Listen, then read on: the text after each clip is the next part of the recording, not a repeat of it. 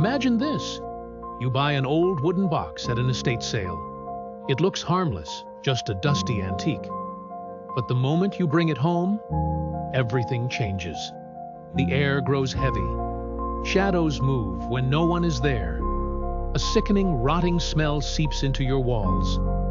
And then, the whispers start. This isn't just any box. This is the Dybbuk Box. A cursed object so terrifying that every single person who has owned it has suffered nightmarish horrors. Some never recovered. Some were never seen the same way again. But here's the real question. What happens when it's opened? What if someone lets it out? Stay with me till the end, because what I'm about to tell you is not just a story. It's a warning. You don't believe in curses, do you? You think that objects, no matter how old, how mysterious, how terrifying their history, are just objects. Wood, metal, glass, and dust. But what if I told you that one box, an ancient wooden box, holds something that should never be touched, never be seen, never even be whispered about?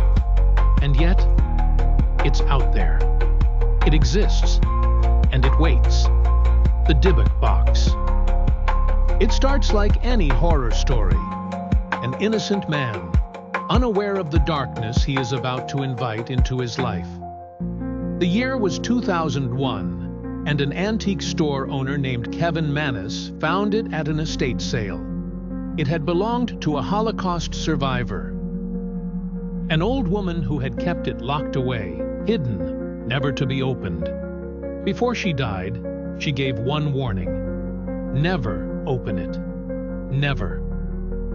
Kevin, thinking it was just an old wine cabinet, ignored the warning. He brought it home, excited about his find.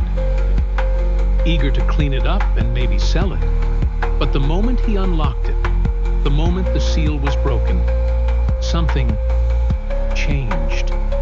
Inside, there were strange objects.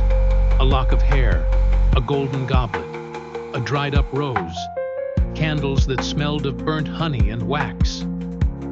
And something else. Something invisible but present. A presence. It was no longer just a box. It was a doorway. The nightmares started immediately. Kevin dreamed of an old woman, her face twisted in rage, standing at the foot of his bed. She would scream, but no sound came out. He would wake up gasping for air, drenched in sweat, his heart racing. At first, he brushed it off. Stress, maybe. Overwork. But then, the shadow came. At night, doors creaked open by themselves. Lights flickered. And worst of all, there was the smell. A deep, rotten, suffocating scent of decay. Kevin's employees at his store started quitting, one by one, complaining of an overwhelming feeling of dread. He sold the box, eager to get rid of it. But the curse does not die so easily. The next owner, a young man named Jason, didn't believe in ghosts, didn't believe in curses. That changed the night he heard the whispering. The voice was soft at first, just a distant murmur. Like someone speaking behind a locked door. Then it got louder and louder, until it was inside his ears, inside his skull. A voice that didn't belong to this world. Jason locked the box in his basement. He thought that would stop it.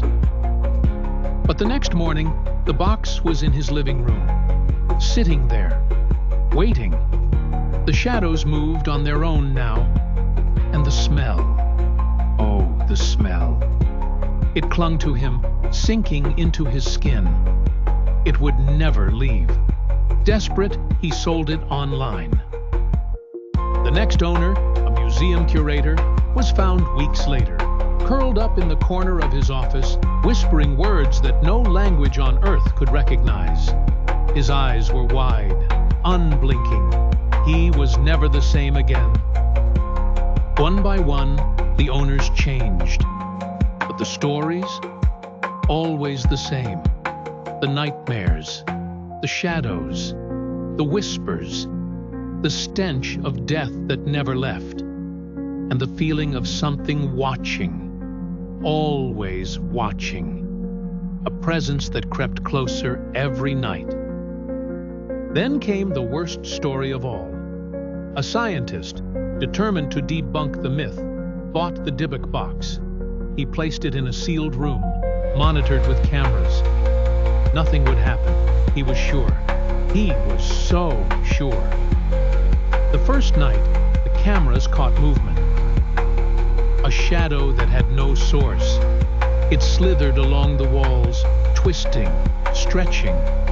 The scientist dismissed it as a trick of the light. The second night, the equipment malfunctioned. The recordings corrupted. And on the third night, he disappeared. The cameras showed him sitting in front of the box. Then his head snapped up. His eyes turned black. And then, nothing. Just static. He was found the next morning, unconscious, a scream frozen on his lips.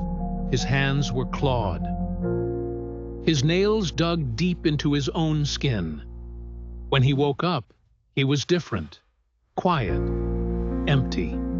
He never spoke again. To this day, the Dybbuk Box still exists. It has passed from owner to owner, always leaving terror in its wake. Some say it's locked away now, hidden where no one can find it. Others say it was burned, but something like that doesn't burn. And some say it's waiting for the next person to open it, to break the seal, to set it free.